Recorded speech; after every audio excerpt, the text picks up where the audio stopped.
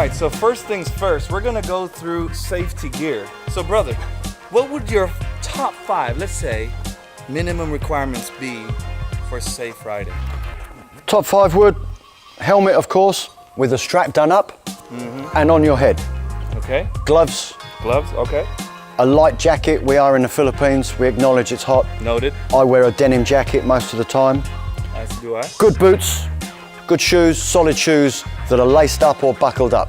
Not the slip-on type, they just come straight up. You have an accident, your shoes are off, and there's nothing worse than being under a hot motorcycle on hot tarmac, sliding down the road at 40 kilometers an hour with your ankle, barefoot. with your bare foot. Gotcha. Slippers, absolute no-no. And by law, it's actually illegal anyway. It is by law, but not for the back riders. I find that unbelievable. So we've got a helmet, we've got our gloves, we've got our Jacket. shoes, jacket. Long pants, long jeans. I do wear shorts most of the time, but going on a proper ride, I always wear long pants. I wear the plastic knee guards on a ride, elbow pads. That's For really general riding. General riding, cover your exposed skin. Gotcha. Do your helmet up. There's no good having your helmet undone. As soon as you come to a stop, your helmet is launched and you're behind it. Your 6,000 peso LS2 sitting on top of your helmet on your head like a mushroom, that's not going to do anything. Or on your elbow.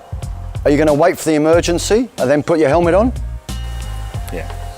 Yep, no good. So there you go. So you got to have your helmet, your gloves, your jacket, your jeans, shoes. And your shoes. Get hitting the road. Let's do this. So we have 2 styles of safety gear. Rocker James is wearing a heavier jacket, which to be honest could take him from here all the way up to Manila and he's good to go. But on a daily rider, Jen showed you something that's a bit lighter for daily city rides.